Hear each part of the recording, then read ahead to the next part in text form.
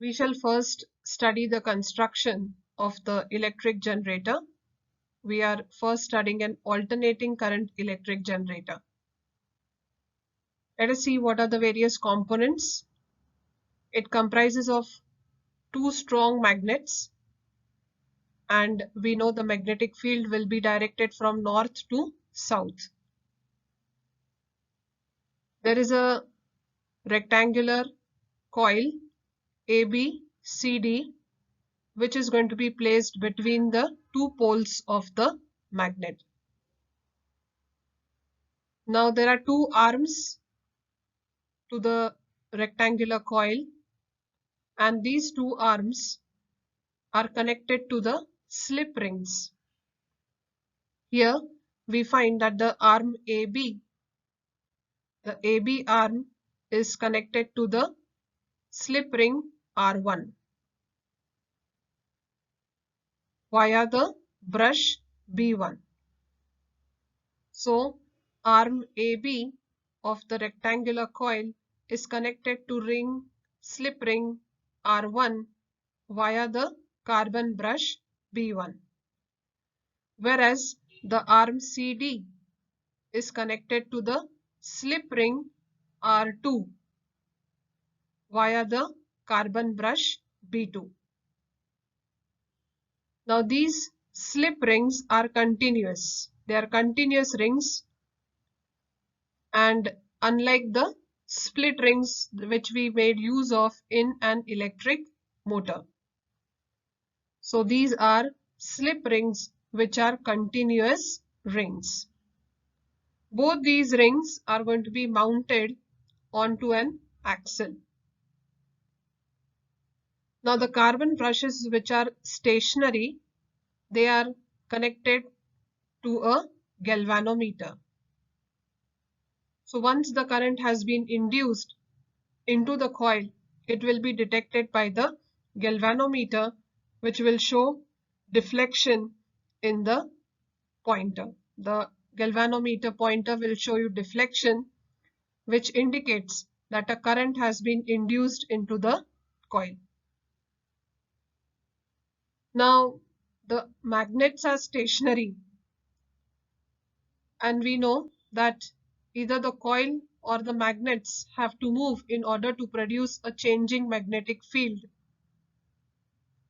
So the coil is rotated, and the coil is going to be rotated with the help of a machine from outside.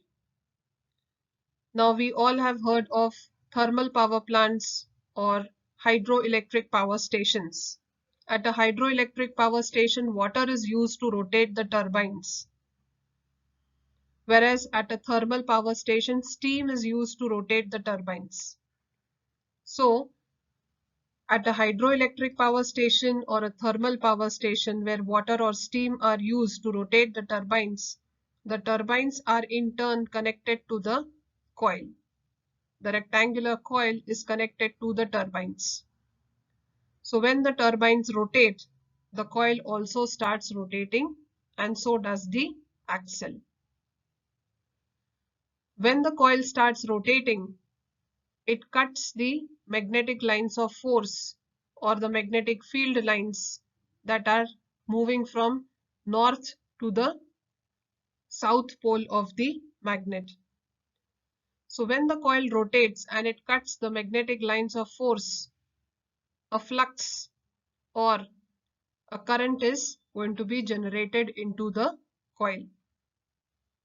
And this is how the current is induced into the coil, which is indicated by the deflection in the galvanometer needle.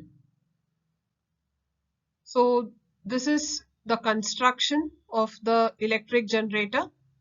Let us now study what is the working. Let us now try to understand what is the working of the electric generator, that is alternating current generator. We have already said that the coil is connected to the turbines, and when the turbines rotate, the coil also rotates, and so does the axle. Now as the coil rotates, in a magnetic field, it cuts the magnetic lines of force and produces a changing magnetic field. Due to the changing magnetic field, a current is induced into the coil.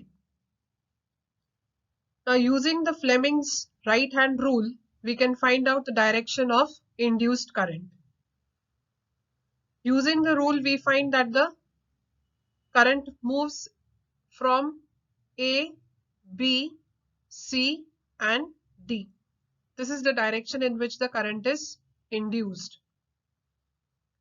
We also find that the arm AB starts moving in the upward direction, whereas the arm CD starts moving in the downward direction.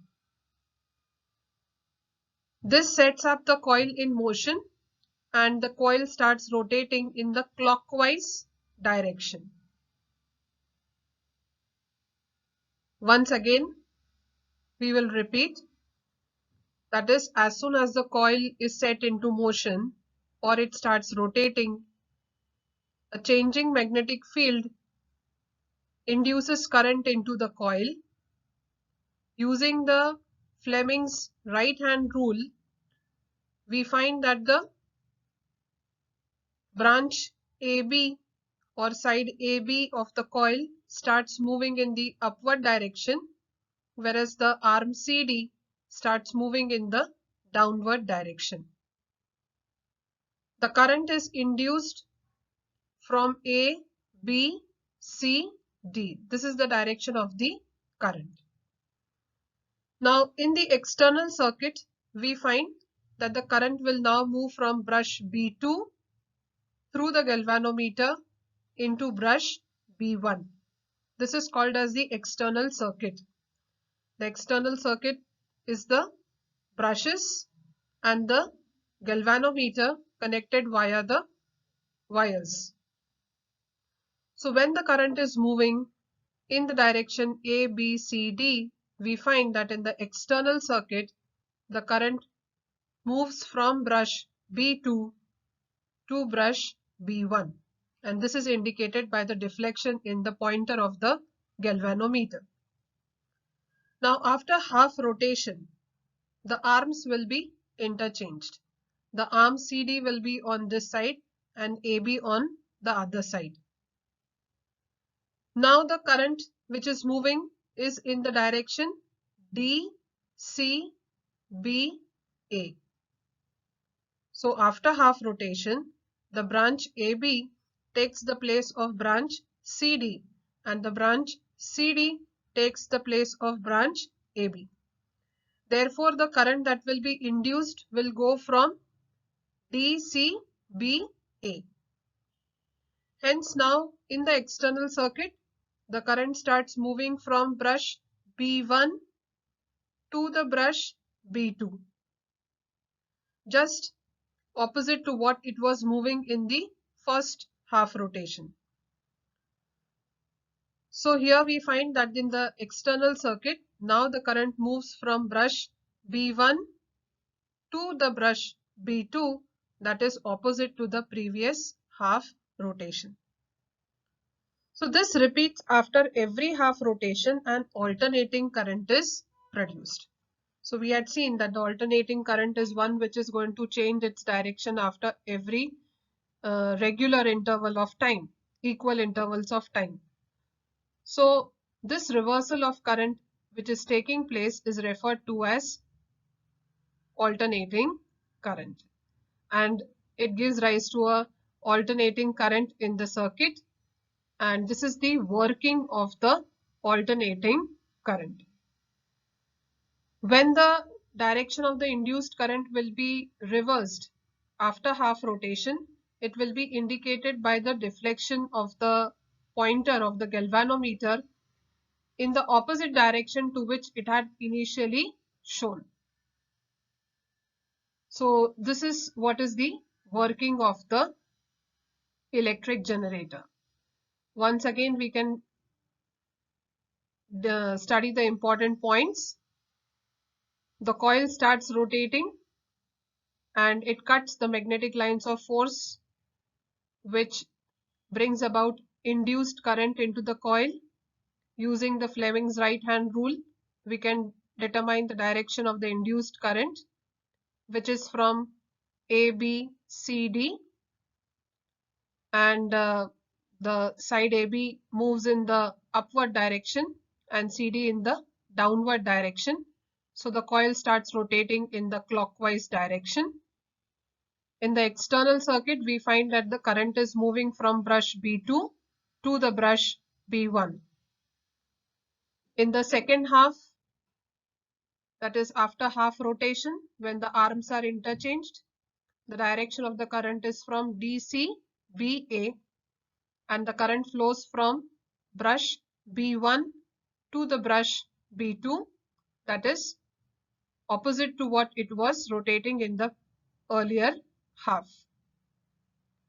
So this change in the direction is referred to as the alternating current, which is indicated by the deflection in the galvanometer needle.